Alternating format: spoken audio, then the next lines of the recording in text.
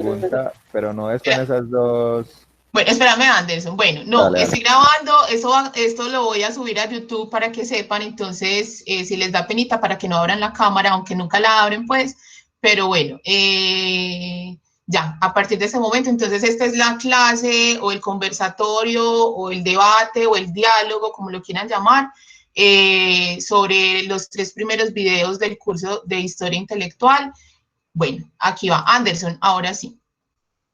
Sí, es que tengo una duda y es en cuanto a historia política e historia intelectual, es decir, los últimos trabajos, por lo menos que yo he visto de historia política, también trabajan mucho el análisis del discurso y bueno, toda esta parte que también hace referencia en las escuelas, en la de Cambridge y todo el asunto.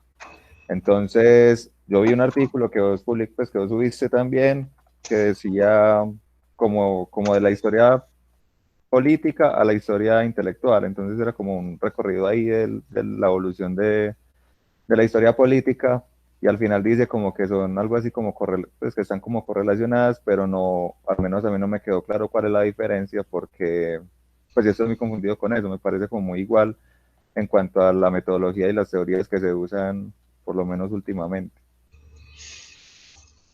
A ver, la historia intelectual y la historia política parten de una cosa que ya se llama la historia cultural.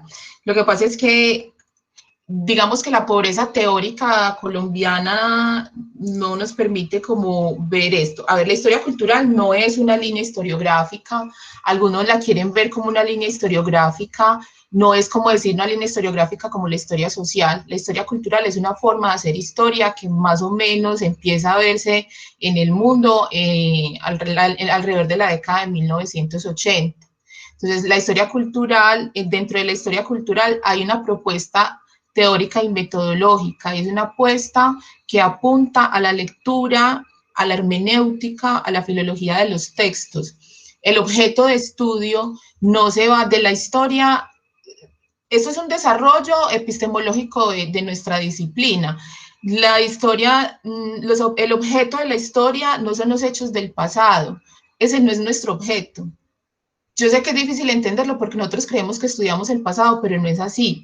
A partir de 1980, y obviamente con todo lo que hablé, que era el giro lingüístico, el giro hermenéutico, con todo un montón de sucesos a partir de la década del 60, con la publicación de Clifford Geertz, las ciencias sociales empiezan, digamos que a reevaluarse. Entre esas, obviamente, va a estar la historia y lo que van a empezar a hacer los historiadores es entender que realmente nosotros no tenemos un objeto directo en el pasado, sino que el objeto directo de nuestro estudio son los textos, ¿bien? O otro tipo de vestigio del pasado, pero básicamente que estudiamos, ¿qué es lo que más nos importa a los historiadores? Los textos.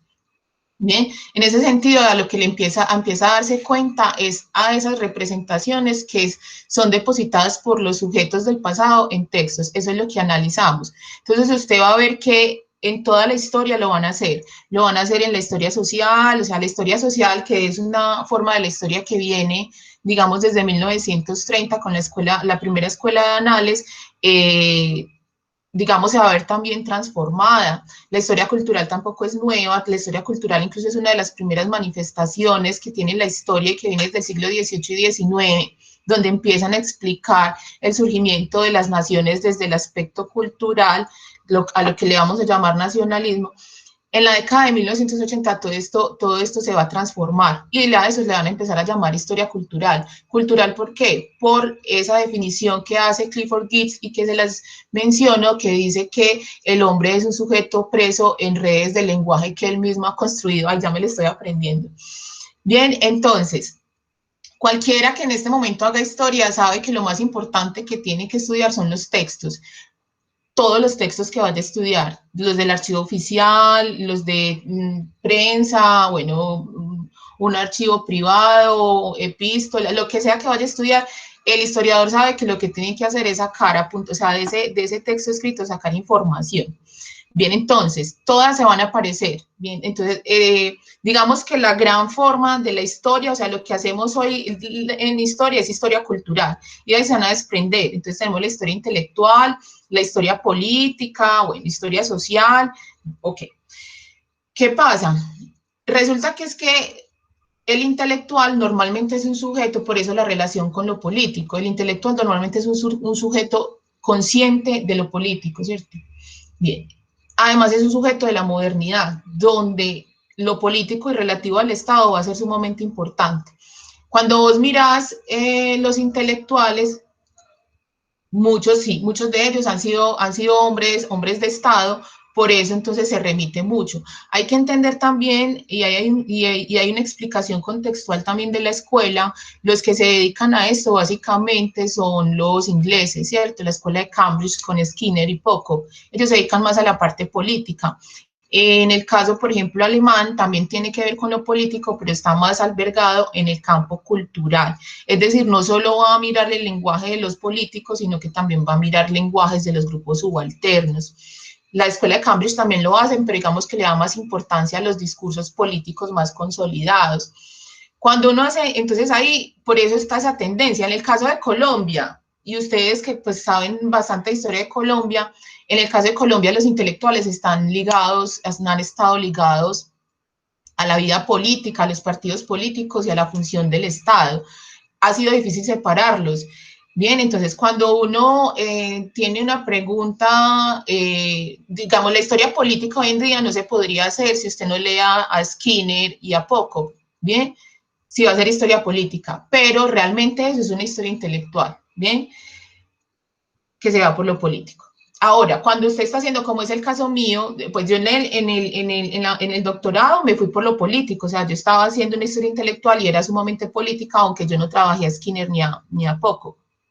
Bien, ahora estoy más como por el lado, digamos, del intelectual como artista, que también los hay, y ahí entonces uno tiene que escoger qué autores trabaja. Entonces, por mi caso, como son artistas, yo no, una de las cosas que empiezan a buscar los artistas en el siglo XX es a separarse del campo de poder, ¿cierto? Que es el campo de poder y el campo político. Entonces, ahí uno escoge otros teóricos, como el caso de Bourdieu, ¿cierto? Y el caso, sí, el caso básicamente de Bourdieu, en literatura hay otros que también leen a Bourdieu, digamos, que crean propias teorías a partir de él.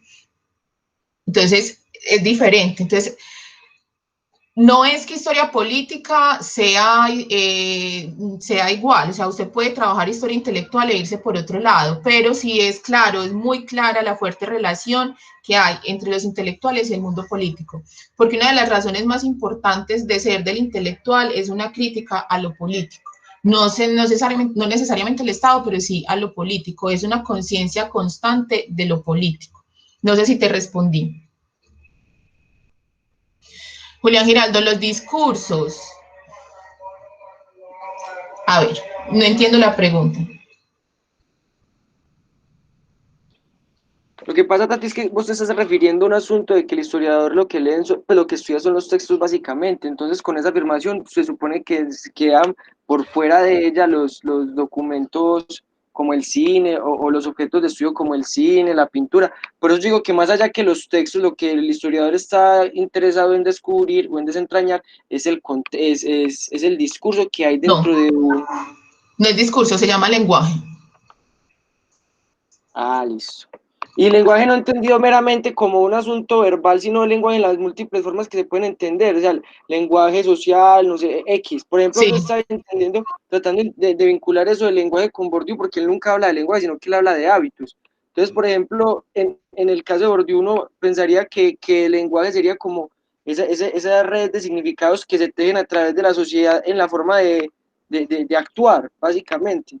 pero es que el lenguaje hace parte del hábitus. Es una práctica que se inculca. Es que yo creo que dentro de los textos hay como una falta de definición de lenguaje. ¿A qué se están refiriendo con lenguaje? Porque es algo que puede significar muchas cosas también. O sea, esa es como la duda que yo tenía para este encuentro. O sea, ¿a qué se refieren los teóricos cuando hablan del lenguaje?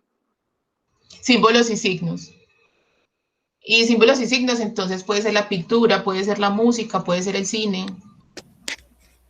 Anderson. Profe, sí, es que las más o menos como por el mismo lado, y es pues haciendo el trabajo de grado, he visto un montón de trabajos o sea, que trabajan el lenguaje, obviamente, o sea, yo estoy trabajando pues caricatura, entonces el lenguaje de la caricatura, pero el asunto es que trabajan el lenguaje, o sea, como, yo no sé cómo explicarlo, los trabajos son más enfocados en como justamente en los símbolos como la forma en la que se entrega el mensaje, pero no el mensaje en sí, no el discurso que tiene inmerso. Por eso recordé pues mencionar esto por lo que estaba diciendo Julián. Y es que no se hace análisis de discurso, sino como análisis, pues como el lenguaje como tal, pues como si el lenguaje fuera el objeto de estudio, más no el discurso que hay inmerso en él. Entonces también me surge la duda de, o sea, ¿a qué se refieren entonces con lenguaje? Y repito, cómo se correlaciona entonces con la historia política o la historia, por ejemplo, en tu caso que estás trabajando más como la parte del arte y no sé qué, si se estudias el lenguaje en sí o en realidad si es el discurso, porque si es el lenguaje en sí es como estos son los tipos de símbolos que se usan y este es el receptor y este es el código y no sé qué, pero no se trabaja en sí el mensaje que tiene inmerso, pues lo que quiere transmitir. Entonces también me surge esa duda. No sé si me hice entender, es que no sé cómo es que se llaman esas cosas. No, el historiador debe estudiar los lenguajes que están en cualquier tipo de texto, que puede ser una pintura, puede ser el cine. Bien, eso es lo que estudia el historiador. En el lenguaje encuentra discursos, bien, pero usted no puede buscar el discurso porque si no está haciendo historia de las ideas, ¿cierto? Si usted como historiador ya preconcibió que ese es un discurso liberal, usted no va a ver otras cosas, usted solo va a ir por lo liberal, ¿cierto? Porque el discurso es un lugar de poder, de acuerdo a Foucault. Entonces, una de las cosas, aquí hay algunos estudiantes, el discurso, cuando realmente están hablando del lenguaje. Si usted está hablando del discurso es porque usted ya primero hizo toda una lectura de su fuente y ya sabe que el discurso que impera ahí es el discurso liberal. Bien, el hecho de que, por ejemplo, un periódico diga que es liberal no quiere decir que el periódico lo sea. Usted no puede entonces decir, voy a mirar el discurso socialista en el periódico socialista. Ya usted ahí hizo lo que se hacía en la historia de las ideas, y es que usted llega a él buscando una idea que es suya, no del periódico, aunque el periódico se llame así. Entonces, sí, Claudia, ya voy. Entonces, usted va y mira los lenguajes, ¿bien? Usted llega, digamos, intenta ser lo más desprevenido posible para poder observar que en un periódico como el Socialista, que yo lo estudié en el doctorado, es un periódico que obedece a algunos discursos socialistas o algunas ideas socialistas, perdón, que obedece también a unas ideas incluso católico-conservadoras, con una inmersión también de un discurso liberal. Entonces, usted tiene que ir a mirar ese lenguaje, porque es en ese lenguaje usted va a encontrar múltiples discursos. Usted en un texto no encuentra un discurso, usted encuentra muchos discursos, es decir, usted puede encontrar incluso en un solo autor muchos discursos, muchas posiciones de poder que están pugnando en él. Claudia.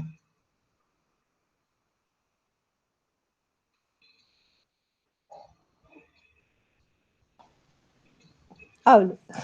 Sí. Qué pena.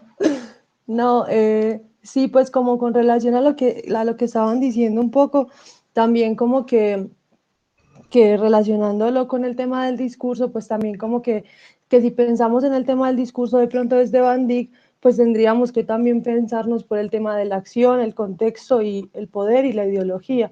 Entonces realmente son otros elementos que juegan para entender ese lenguaje, o sea, para entender ese lenguaje, pero más que todo para entender, como usted decía, profe, esos discursos que se encuentran en los textos. Entonces creo bueno, que es muy importante esa diferenciación que usted está haciendo. Era solo eso.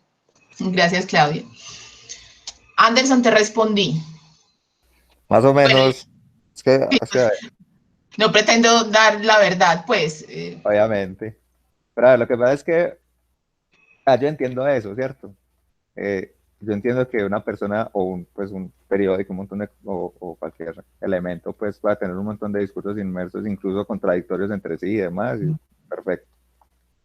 Pero sigo con la misma duda, es decir, porque los trabajos que yo he pillado, obviamente no son todos, hay un montón que sí analizan pues el discurso y no sé qué, pero hay uno que se tratan pues como la semántica, la semiótica y no sé qué.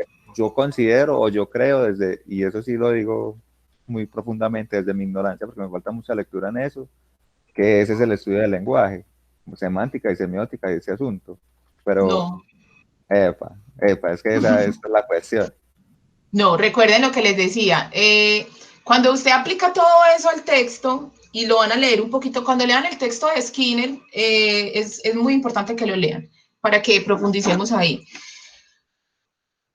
No se trata de sacar lo que dice el texto, ¿cierto? Porque usted puede decir un montón de cosas, o sea, usted como autor puede decir un montón de cosas, no se trata de decir lo que dice el texto, sino cómo lo pudo decir, de eso se trata.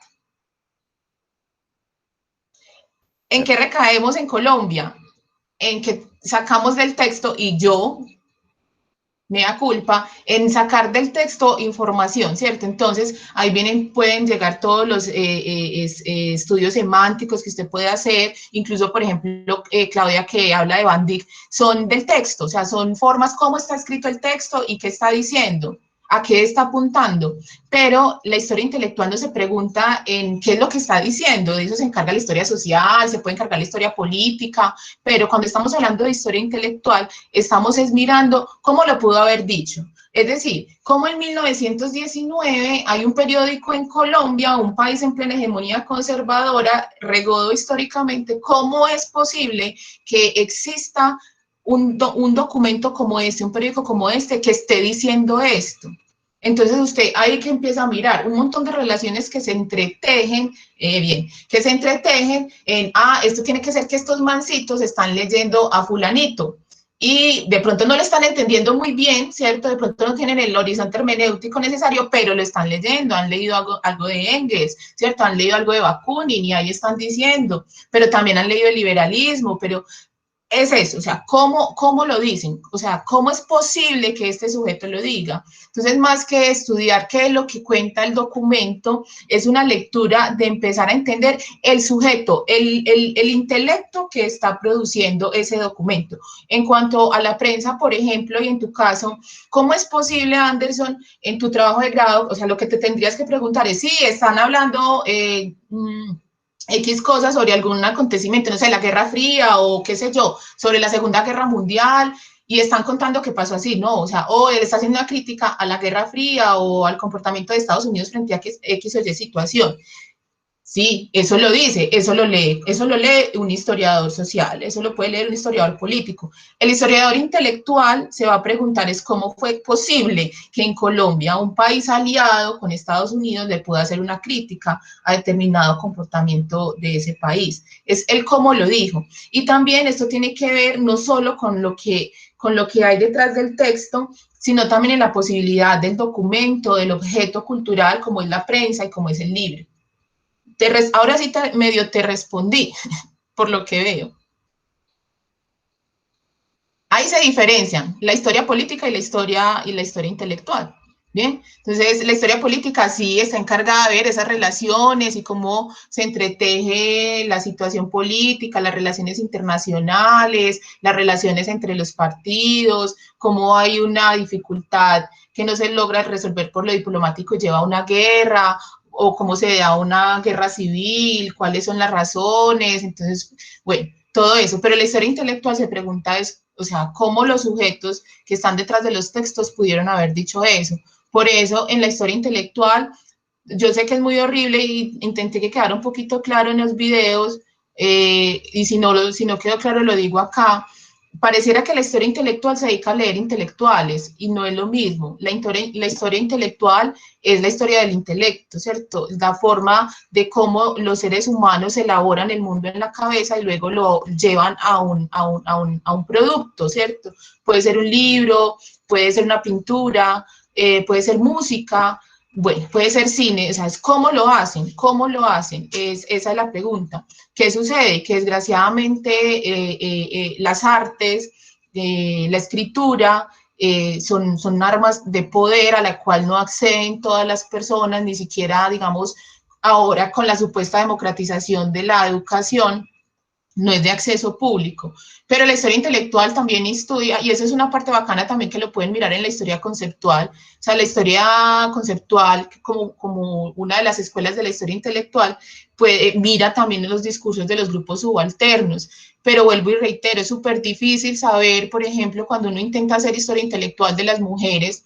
saber cómo pensaba una mujer del siglo XIX, te toca hacer una búsqueda brutal en archivos, incluso en archivos oficiales, ¿cierto? Y sabes que nunca la vas a escuchar a ella, sino que ella siempre va a estar o sea, hay una mediación, entonces no, ni siquiera te vas a poder preguntar directamente cómo pensaban y cómo hacían las mujeres en el siglo XIX, sino que es como un sujeto hombre entiende, ¿cierto?, lo que le está sucediendo a una mujer. Entonces, sí, la historia intelectual se ve amarrada por los productos que hay del pasado, que son productos escritos, que pueden ser otro tipo de lenguajes, otro tipo de textos como la pintura, pero resulta que sí, son los intelectuales siempre son personas con cierto nivel económico que les permite tener acceso a toda esa información. Entonces, no es que solo estudien los intelectuales, sino que desgraciadamente son los que producen, no todo el mundo produce y esa producción no logra, digamos, prosperar en el tiempo, porque el lenguaje aquí, lo que nosotros estamos haciendo es una producción. Bueno, está así y va a quedar para el futuro porque está siendo grabada, pero si estuviéramos sentados en otro espacio estaríamos hablando y eso sería una producción intelectual, ¿bien? Que no quedaría con registro. Mientras digamos que si esto fuera sumamente exitoso y yo lo pudiera escribir en un libro, ahí ya eso sería un documento que podría estudiar en el futuro. Entonces tiene que ver con eso. La historia intelectual no solo va a estudiar a los intelectuales, sino que estudia a los documentos que quedan y normalmente los intelectuales se preocupan por escribir y para escribir usted necesita plata para leer, para comprar los libros y luego para producirlos. Profe, entonces es ahí donde es importante tener esa separación que hace Altamirano de la historia intelectual de la historia de las élites culturales, porque si no también lo que yo estoy viendo es que uno puede caer también en el problema de tratar de ser historia intelectual y quedar haciendo historia de las mentalidades, porque mire que, sí, o sea, es decir, si usted no tiene como las claridades de las diferencias, porque mire que si usted se pone a pensar en eso que acabo de decir, uno puede terminar es haciendo cómo se replica en una mentalidad colectiva, por lo que usted dice, el ejemplo de la mujer, ¿cómo piensa una mujer en el siglo XIX? Eso vendría siendo historia de las mentalidades, una cosa más estructural. En cambio, con lo que el apuntamiento que hace Altamirano, señala principalmente que cuando uno hace historias de las intelectuales, tiene que seleccionar a asuntos que dejaron vestigios del pasado, es decir, a cosas que dejaron materialidad, que no son todo el mundo, sino una élite como tal de un campo cultural. Sí, Juli, o sea, ahora lo que nosotros estudiamos, que es ese pasado, no tenemos tanta documentación, pero yo digo que la historia intelectual debe haber surgido por ahí en 50 años, porque si usted, o sea, ahora lo que hay son, ¿cómo se dice? Productos, plataformas, por ejemplo, todo lo que escribimos en las redes sociales, todo eso es producción, que si esto hubiese existido en el pasado, nosotros tendríamos tanta información de grupos subalternos, pero no, en ese momento los medios de comunicación eran, digamos, muy sencillos, muy pobres, eran muy básicos y no tenemos esos vestigios, ¿bien? En un futuro sí se tendrá, y esto para la sociología va a ser, ya lo es, pues realmente ya para la sociología, yo por aquí hay sociólogos, para la sociología es bien importante, ahora para los historiadores en 30 años las redes sociales van a ser una más de las fuentes que vamos a trabajar y para la historia intelectual, la historia del pensamiento y la historia del conocimiento va a ser sumamente importante. Pero lo que decía, sí, por desgracia, ¿quiénes son los que tienen acceso en la letra en el siglo XIX y buena parte del XX? Las élites. Ahora, hay que entender, las élites culturales, como llamamos, las élites culturales, digamos que se van ampliando, entonces no son las mismas élites culturales de primera mitad del siglo XIX que están muy amarradas con la oligarquía. Otra va a ser las élites culturales, por ejemplo, y Juli, vos lo sabes por el proyecto de 1910-1920 en un proceso de industrialización, en un proceso de modernización, en un proceso de emergencia de las clases medias en América Latina, donde los grupos de las clases medias empiezan a tener acceso a la educación y salen lo que venimos estudiando en el proyecto, que son esos intelectuales de clase media, bien, que van a formar vanguardias, que van a ser algunos de los intelectuales orgánicos de los partidos socialistas y comunistas que salen en América Latina después de 1920. Entonces, también hay que entender que la élite cultural no necesariamente está relacionada con la élite económica, que en la medida que se va ampliando el tiempo, las élites culturales casi que se van convirtiendo en clase media. Podríamos decir que gran parte de las élites culturales del siglo XX son después de 1920-30, realmente son clases medias emergentes. Preguntas.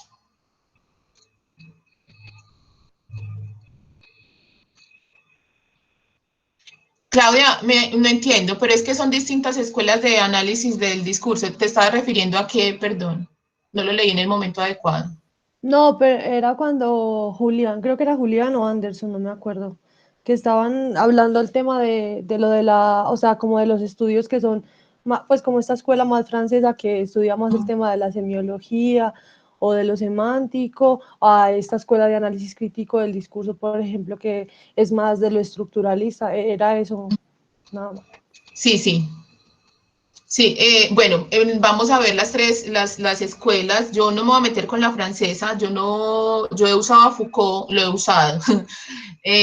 No lo he estudiado porque digamos que mis inquietudes son otras. He estudiado a Foucault desde Bourdieu, eso también hay que dejarlo claro, pero no he estudiado directamente a Foucault, entonces no me voy a poner a hablar de lo que no sé y no voy a leer en una semana a Foucault. Lo he leído las palabras, pues he leído algunas cosas básicas de Foucault, el orden del discurso, bueno, varios textos que son importantes y que se los recomendaré porque usamos mucho esa palabra discurso y creo que sí, que más que habría que leerse realmente la definición muy exacta que hace Foucault. Entonces yo no voy a hablar de la escuela francesa, que es la de la semiología, yo voy a hablar básicamente de la anglosajona, y lo hago sencillamente por lo siguiente, porque la Universidad de Antioquia y en Colombia son las escuelas que más se están usando, listo, que es la de Cambridge y la germana, la alemana con Koselleck, son las que más se usan. Pierre Bourdieu no, Pierre Bourdieu la usa más la sociología. Claudia, tú eres socióloga, ¿cierto? Sí, y ahorita estoy estudiando una maestría en comunicación y opinión pública. Ah, súper. Entonces, en sociología sí usan mucho al señor Pierre Bourdieu, uno lo odian, otros lo aman, en historia no se usa tanto y Mannheim tampoco es muy usado en la historia. Entonces, les voy a hablar de esas tres y les hablo de Mannheim y de Bourdieu porque son las que yo he estudiado y a mí me gustan, pero las que más usan en historia, sobre todo porque la historia política o lo que llaman la nueva historia política está muy de moda también. Entonces, esas son las que ustedes nos van a encontrar. De pronto algún día mi inquietud por la escuela francesa se despierte y leeré y estudiaré al respecto. Igual este curso lo quiero dar el otro año, entonces aquí es fugaz, esto es como intentar pues como pintarles un paisaje, pero el curso sí sería un poco más profundo. Más preguntas al respecto.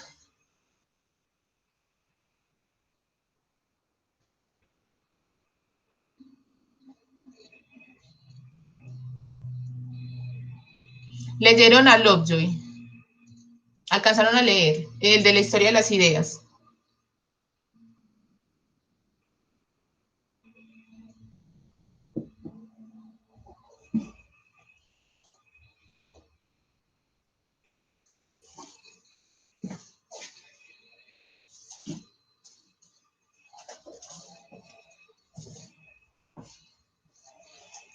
Insisto, por favor me dicen si logran diferenciar la historia intelectual de la historia de las ideas. Foucault sirve de comodín, sí, por eso dije que lo usaba. ¿Ustedes serían capaces de ver un texto y distinguir si es historia de las ideas o si es historia intelectual?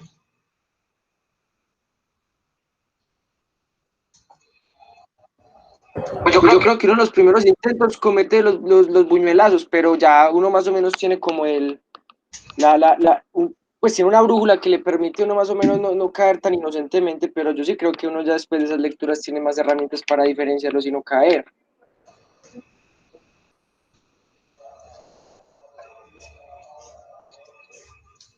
Profe, Sí, identifico Emanuel. de pronto que la historia de las ideas, como decía el autor Di Pascal, él dice que es una bibliografía general de la humanidad, o sea, es una exégesis de textos clásicos. Entonces, por ejemplo, uno empieza a ver que se toca, digamos, del Príncipe al Leviatán, del Leviatán se pasa, no sé, después a Hegel, y ni siquiera sus textos más desconocidos. Por ejemplo, no se lee los discursos de Tito Livio, sino que se lee El Príncipe. No se lee Decibe, sino que se lee El Leviatán. O sea que de pronto ahí se identifica como esa sucesión de elementos o de textos que van formando la idea. Eso es historia de las ideas. Sí. En Skinner se los adelanto, en Skinner van a encontrar, él hace una crítica a la historia, por eso lo puse ahí, pero después dije, no, si no lo leyeron, no importa, léanlo para la próxima. Hace una crítica bien importante a la historia de las ideas. A ver, la historia de las ideas también van a encontrar como historia intelectual. El problema a veces es de traducción, ¿listo? Entonces van a ver, por ejemplo, incluso Skinner le llama historia intelectual. Yo no leí el texto en inglés, habría que ver cómo lo escribe Skinner en inglés, pero lo traducen como historia intelectual. Por eso van a encontrar que se habla de la historia de las ideas como historia intelectual. Entonces, a veces, como para hacer la salvedad, le llamamos la nueva historia intelectual. ¿Ustedes cómo hacen para distinguir eso? Pues muy sencillo, la más fácil por la publicación, ¿de cuándo de la publicación? Entonces usted pilla, eso es de 1980 en adelante, entonces eso es nueva historia intelectual, ¿listo? Si es de antes, entonces estamos hablando que es historia de las ideas, puede ser historia de las mentalidades, ¿bien? O vieja historia intelectual. La fecha siempre para los historiadores es como lo que nos permite entender, digamos, en qué momento del pensamiento humano puede llegar a estar esa obra. La historia del pensamiento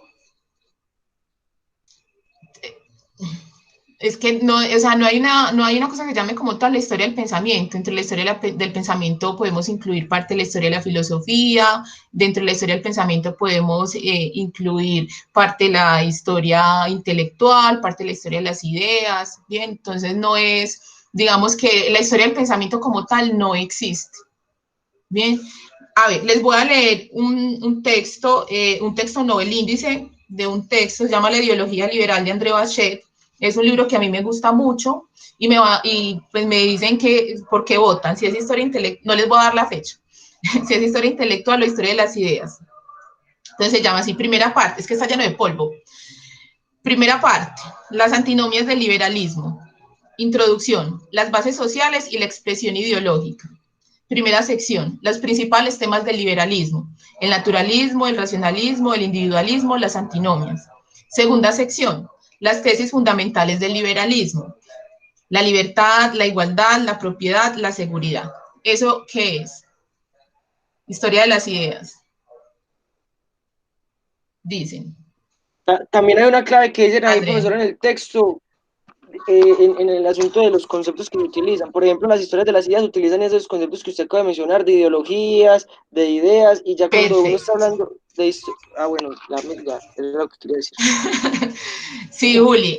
Vea, recuerden una cosa muy importante, lo que hace con el giro lingüístico, empiezan no a cambiar conceptos porque, ay, ya me aburrí, entonces ya no le digamos ideología, sino a entender que esos conceptos no lograban explicar las múltiples caras de ciertas situaciones y de ciertos pensamientos. Entonces, cuando yo sé que a ustedes les encanta hablar de ideología, yo a veces uso la palabra también, es obvio, pues hacemos parte de nuestra sociedad, pero la palabra ideología yo no uso ya casi la palabra ideología dentro de mis trabajos. ¿Por qué? porque una ideología es una cosa que está muy compacta. Está bien que muta. Una de las cosas de la historia de las ideas y con las que uno se confunde es que en la historia de las ideas ellos creen que las ideas mutan. Es decir, que ellos dicen el liberalismo cambia. Miren lo que está haciendo aquí Bachet. O sea, Bachet está diciendo, el libro se llama La ideología liberal, entonces él está diciendo que el liberalismo básicamente tiene unas bases sociales, que esas bases sociales él las menciona desde la Baja Edad Media, y luego viene entonces en un proceso de leerse la filosofía política, entonces lee el naturalismo, ¿cierto? O el justnaturalismo, el racionalismo, el individualismo, y él entonces va demostrando cómo el liberalismo va mutando, va cambiando, va trascendiendo en el tiempo, ¿bien? Ahí uno se puede confundir con la historia intelectual, ahí hay que tener, porque la historia intelectual también cree que las ideas o que los pensamientos o que las representaciones están en constante transformación. ¿Cuál es la diferencia? Que, por ejemplo, en la historia de las ideas es como si fuera lineal, ¿cierto? Entonces, no se da la posibilidad de la ramificación o de, ¿cómo es que se dice? Cladística. Rizoma, no es rizomático, sino que es lineal, ¿cierto? Es una cuestión que es causal, las ideas son causales. Entonces, hay una ilustración que lleva a una revolución, ¿bien? Así lo decía la historia de las ideas. Bien, entonces se leen algunos textos de una manera sumamente irresponsable de la historia política, entonces podemos entonces leemos a un Rousseau y empezamos, se escogen los textos que al historiador de las ideas le sirven para responder a su hipótesis de una forma irresponsable y anacrónica. Entonces, ¿qué hace la historia intelectual? La historia intelectual, y lo hace también el señor Michel Foucault, es que usted no se tiene que fijar, y eso ahora lo está haciendo mucho también la historia de la ciencia, de una manera sumamente interesante.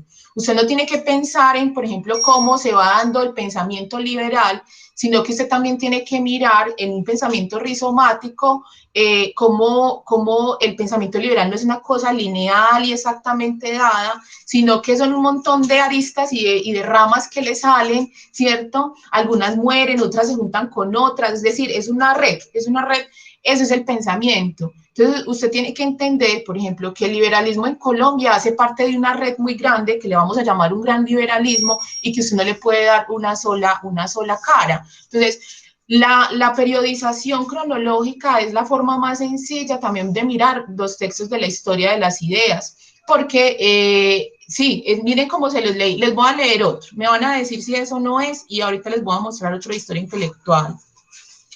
También unos de historia intelectual. Ese es para el caso colombiano. Bien. El libro es Gerardo Molina, las ideas liberales en Colombia, 1849-1914. Luego tiene otro, este es un maestro, pues, o sea, no estoy diciendo no vayan a leer historia de las ideas, hay que leerlos, eso tiene grandes aportes también para la historia. Las ideas liberales en Colombia 1915-1914 y las ideas liberales en Colombia 1935 a la iniciación del Frente Nacional. Este profesor era un profesor de la Nacional. Bien, entonces miren, por ejemplo, ya es muy fácil, Made in Gómez Plata. Julián. Capítulo primero, en busca de la libertad. Bien, obviamente Gerardo Molina era liberal. Bien, el partido de la anticolonia, la composición social del liberalismo, luego las dos líneas del liberalismo, las ideas de Florentino González, Gólgotas y Draconianos, el liberalismo y el Estado, la reacción antisocialista.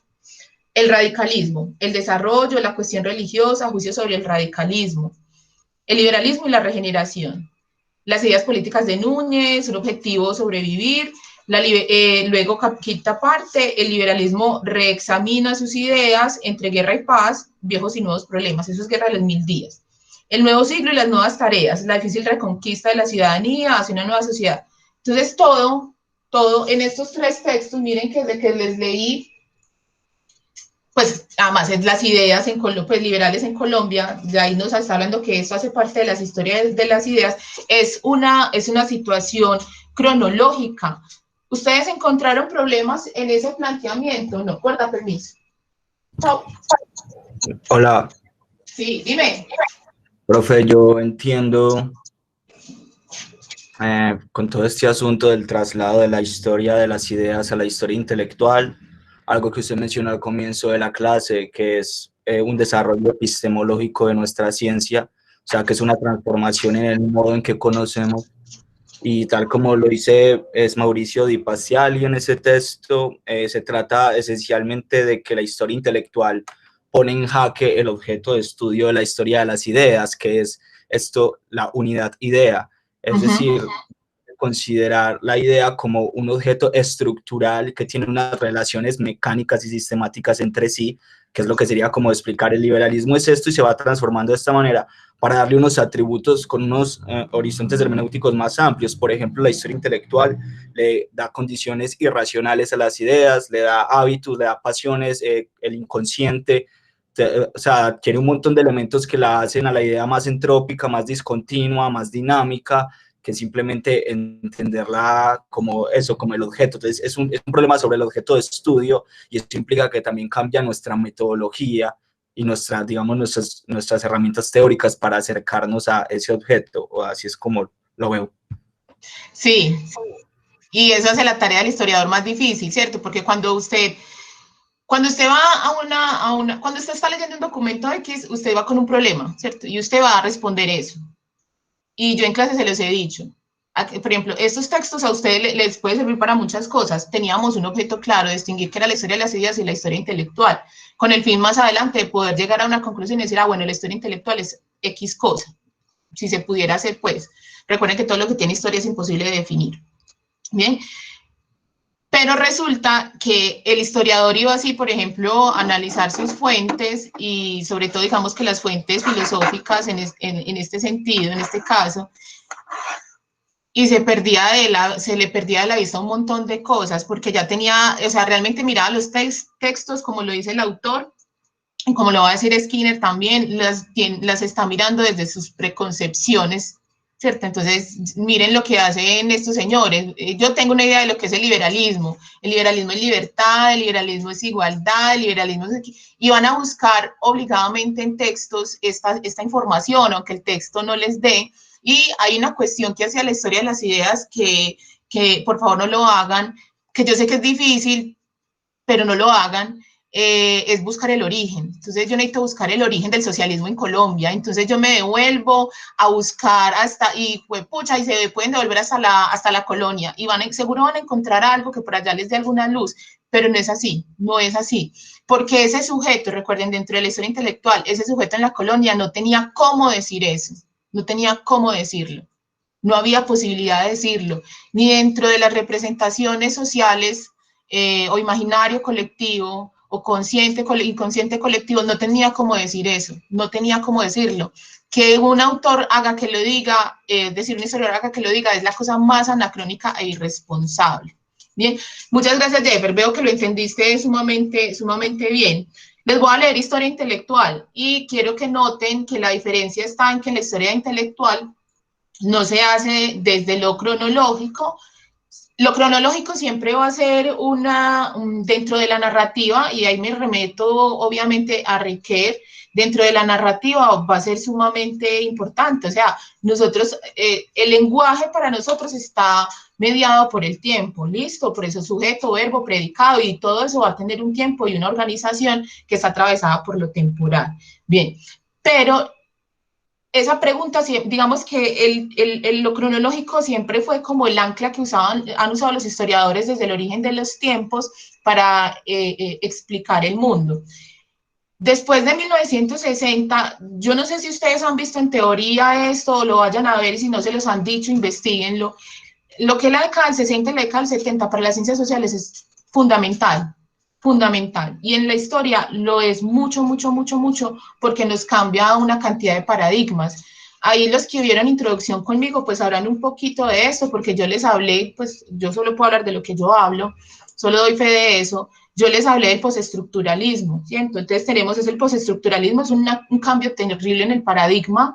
Ese postestructuralismo es posmodernista, entonces va a decir no tenemos una verdad única y el mundo está en constante flujo, por lo tanto no tenemos cómo decir una sola verdad. Además, la percepción humana es sumamente pequeña y y subjetiva como para poder decir que estamos hablando de que algo sucedió tal cual. Entonces, dentro de eso, vuelvo y cito a Geertz también, dentro de eso tenemos la idea de, o sea, es un total relativismo lo que hay allí, algunos con pensamiento moderno no les gustará, yo sí soy muy posmoderna, entonces sí me parece muy interesante entender de que no hay una verdad, sino que son múltiples y que hay cosas que afortunadamente mi razón no puede ver, que el mundo, hay un montón que hablaba Jeffer, o sea, está lo irracional, ¿cierto? Y en Skinner van a encontrar ejemplos maravillosos, el texto de Skinner es largo y un tanto difícil de leer, sobre todo porque hace un montón de ilustraciones que dejan cada vez más claro lo que él quiere poner ahí, o sea, un sujeto está atravesado por una cantidad de condiciones que un historiador no podría llegar a racionalizar. Les leo entonces el índice de un texto de Gilberto Loaiza Cano. Yo no sé si lo conocen, espero que sí, es uno de los pocos historiadores intelectuales que hay en Colombia. Navegan eso entre la historia cultural y la historia intelectual, así como yo. Fue profesor mío, muy teso, el señor lo recomiendo mucho, escribe además muy rico. El texto se llama Sociabilidad, Religión y Política en la definición de la nación. Colombia 1820-1886. El índice, capítulo primero. Las sociedades democráticas, una tradición de alianzas y rupturas entre la élite liberal y el movimiento artesanal. Bien. Si usted no sabe nada de historia, y mire, ahí no le están tirando pues así como de una las fechas, no le están hablando de periodización, listo, le están hablando de un grupo social y de unas problemáticas. Listo, entonces, ¿qué hace la historia intelectual? Niña, ¿qué hace la historia intelectual? Encuentra problemas políticos, sociales, pero sí, encuentra problemas. Esos problemas obviamente van a ser lo fundamental y luego van a ir la periodización. Por eso dentro de la historia intelectual o incluso de la historia que se está haciendo en este momento, ustedes siempre van a encontrar que van y vienen. He tenido, por ejemplo, algunos sociólogos que están, Claudia, y creo que por ahí hay otro sociólogo, tienen todavía la idea de que la historia la hacemos como se hacía en 1950 y que es un relato cronológico. Entonces, cuando pongo a mis estudiantes de sociología a leer esto, a veces se enredan porque van con esa preconcepción de que la historia es cronológica, como si fuera una crónica, y no que la historia estudia problemas. Entonces, continúo. El capítulo primero ya lo leí. Capítulo segundo, la masonería y las facciones del liberalismo. Este libro es muy bueno. Segunda parte, sociabilidad conservadora. Entonces viene, capítulo primero, la adaptación de la Iglesia Católica al desafío liberal. Capítulo segundo, la ofensiva asociativa católica. Tercera parte, sociabilidad, escuela y religión. Capítulo primero, la escuela y el maestro. Capítulo segundo, hacia la regeneración. Bien, ven, es una historia, o sea, sí, tiene un periodo, obviamente los historiadores tenemos que hacer un corte en algún momento, que siempre debe estar justificado, es del 20 al 86, es decir, es casi todo el siglo XIX, la República Colombiana, el republicanismo colombiano, pero lo que está mirando son unos problemas. Y uno de los temas más importantes dentro de la historia intelectual, no sé si lo dejé en el video, creo que sí, en los videos es, sí lo dije, es el de la sociabilidad, ¿cierto? Entonces recuerden, una de las preguntas es cómo hacen para decirlo, ¿cierto? ¿Cómo dice algo un intelectual o un sujeto X? Y una de las razones por las cuales un sujeto lo puede decir es porque es un sujeto social, es un sujeto que tiene relaciones con otros sujetos en términos de igualdad, pero también en términos de desigualdad. Y recuerden, al intelectual le encanta que lo escuchen, que lo oigan, que lo lean. El intelectual no está por allá en el monte. Pues no, o sea, si a usted le gusta el monte y estar hablando con los pajaritos, pues usted es San Francisco, pero no es un intelectual. Un intelectual normalmente es un sujeto urbano o es un sujeto que se puede apartar, pero que tiene que ir al urbano porque necesita constante intercambio con sus pares. Eso lo miraremos en Bourdieu. En Bourdieu se ve muy claramente la importancia de la sociabilidad y la competencia dentro de los actores, de los agentes del campo. André, el libro se llama Sociabilidad, Religión y Política en la definición de la nación. Fue publicado por el Externado de Colombia. Este libro casi no se consigue, la verdad.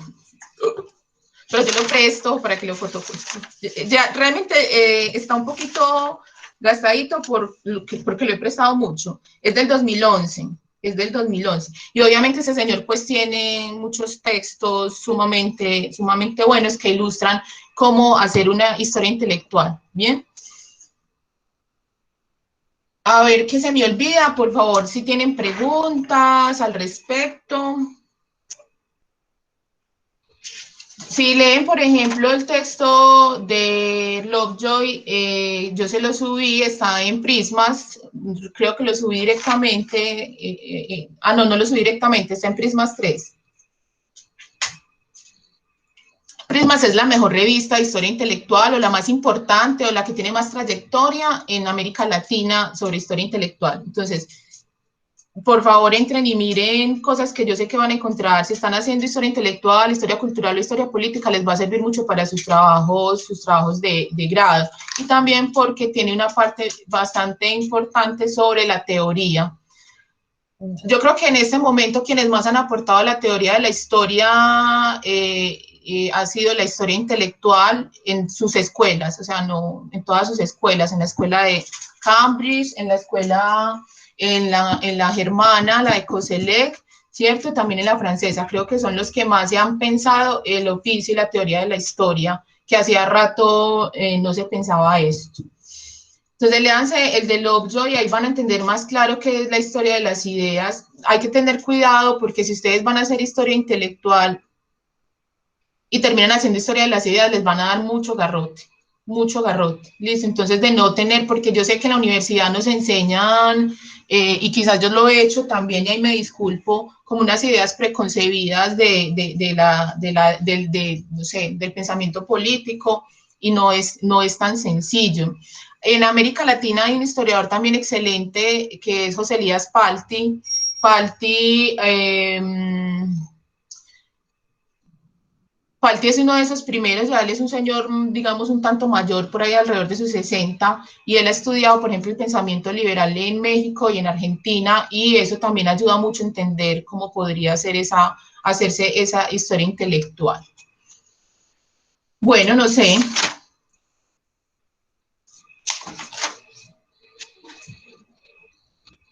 Dejamos ahí, hay preguntas. ¿Cuál es el autor de la revista Prismas? ¿Cómo se escribe qué? No entendí, claro. El autor, es que no se lo pronuncio, Ah, pero no, en la no. revista, Ese. así. Ahí Ese. está. Yo sí no recuerdo si lo monté por separado, pero sí. Ahí está. Sí, la revista sí está. Yo estaba aquí, era mirando en la revista el autor, pero no sabía cómo se escribía. Gracias. Sí. Bueno, no, chicos y chicas, no sé si hay preguntas y no creo que, bueno, ahí está bien. Yo sé si quedan como, pues que hay cosas que uno entiende, pero cuando ya las está haciendo es como que, ay, puta, como que ya no es tan fácil y tan sencillo. Bien, no, lean. O sea, simplemente es como para que se antojen. Yo sé que no, a veces pues como muchos historiadores no son muy amantes de la teoría, pero la teoría es lo que nos permite explicar, ¿cierto? Si nos queremos dejar de ser descriptivos y dejar de ser facilistas, tenemos que, obviamente hay que describir es importante, pero solo describiendo no le aportamos, pues realmente no le aportamos a la humanidad en su propia comprensión. Entonces hay que leer teoría. Es difícil, yo espero que les desoyen con Skinner, les puedo decir, píllense, o sea, ¿cómo lee uno teoría? Uno lee teoría, primero se tiene que entender cómo escribe el teórico, todos tenemos formas de escribir, ¿cierto? Entonces usted se tiene que pillar si, primero es importante saber si es francés, si es inglés o si es alemán, listo, eso tiene un orden en la forma como expresan las ideas, los alemanes son muy enredados, muy enredados. Por ejemplo, el texto de Skinner, ¿cómo lo pueden leer? Skinner suelta idea y da muchos ejemplos. Entonces, a pesar de que la lectura es larga, uno la va entendiendo. Ahora, el problema es que los ejemplos son súper eruditos, entonces uno no se ha leído todas las obras que él cita, pero yo creo que le va dejando a uno las cuestiones claras. A Mannheim no lo voy a poner a leer. Jeffer, tú has leído a Mannheim. Yo te puse a leer a Mannheim. Yo he leído Ideología y Utopía. Utopía. Sí, pero no, ahí apenas lo estoy manejando. De hecho, te voy a pedir que me mandes el que colgaste, porque ahí aparece desde lado y no se puede descargar. Ah, sí. Es que yo no sé qué pasó con yo no sé, como que Classroom cambió porque yo el semestre pasado montaba y todos podían bajar, pero ahora me pide que suba las cosas al Drive, no me permite sacarlas de mi computador, sino que tengo que montarlas al Drive. Entonces, no, si necesitan algunos textos, pues pídanme, yo se los comparto, yo tengo todos esos PDFs. No sé por qué no me dejó el Classroom, la verdad, no sé, se modificó algo y bueno, no sé, de pronto, no sé por qué. Pero si le Ahí dan le toca a su merced imprimir. subirlos como trabajo de clase. ¿Cómo? O sea, en Classroom ahí hay varias pestañas y la segunda pestaña de Classroom en la parte de arriba, al lado del tablón, se llama trabajo de clase. Y ahí su merced Bueno. puede subir como material primera sesión y los monta todos y los saca desde el computador. Listo, Pero hay que subirlos como trabajo de clase. lo voy a hacer así. Les voy a, entonces, si no terminaron de ver los videos, yo estoy intentando hacer los corticos, pero no. Yo hago todo mi esfuerzo. Véanse los que ya monté, lean el que tenían que leer, pues como para este encuentro donde les queda más claro, veo que casi todos lo leyeron, y léanse, les recomiendo, por ejemplo, que se lean el de Lovejoy, que define la historia de las ideas, creo que es importante que lo lean antes del de Skinner, para que cuando lean, porque incluso Skinner, digamos que le echa la agüita sucia a Lovejoy, con todo el respeto, pues, es un logro, o sea, la historia de las ideas, digamos que tenía que pasar, porque es una escuela de los 40 y sacan una revista que es muy importante, que es el Journal of History of Ideas. Es una revista muy importante, también recomiendo que la miren. Digamos que es que sus aportes, o sea, si Lovejoy y su combo no se atreve a pensarse, lo que dice Lovejoy es que las ideas, o sea, que toda historia es una historia de las ideas porque los seres humanos siempre están pensando, entonces empieza a hacer, a cuestionar eso, entonces a mirar, listo, o sea, ¿qué es lo que sucede? Aquí hay un avance obviamente entre la historia. ¿Qué es lo que hace que suceda una guerra como la Revolución Francesa, por ejemplo? Entonces hay unas ideas. Listo, entonces empiezan a explorar por ese campo. Después de 40 años, 30, 40 años de estar esta escuela, que es la primera versión de la anglosajona. O sea, la escuela anglosajona es Cambridge, pero también es la escuela norteamericana de Lovejoy, que se circulan o que gravitan en esta revista. Si no existiera eso, no hubieran empezado a hacerle críticas, porque es que es como, listo, muy bacano lo que estás diciendo, pero siento que no estás explicando completamente la situación. Y empiezan entonces a surgir Austin. Yo les voy a montar el texto de Austin, es un libro, entonces no sé si lo puedan leer completo, no creo que lo lean en una semana completo. Entonces sale Austin y sale entonces Skinner y Poco, que están basados también en el pensamiento de Wittgenstein, y empiezan a cuestionar esa historia de las ideas, y muchos de los temas de la historia intelectual van a estar enfocados en esos temas que había tocado la historia de las ideas. Es decir, hasta 1940 y esa parte de la escuela anglosajona nadie se había dicho realmente de la importancia que tienen lo que piensan los sujetos, lo que hay en la cabeza de los sujetos en los hechos históricos.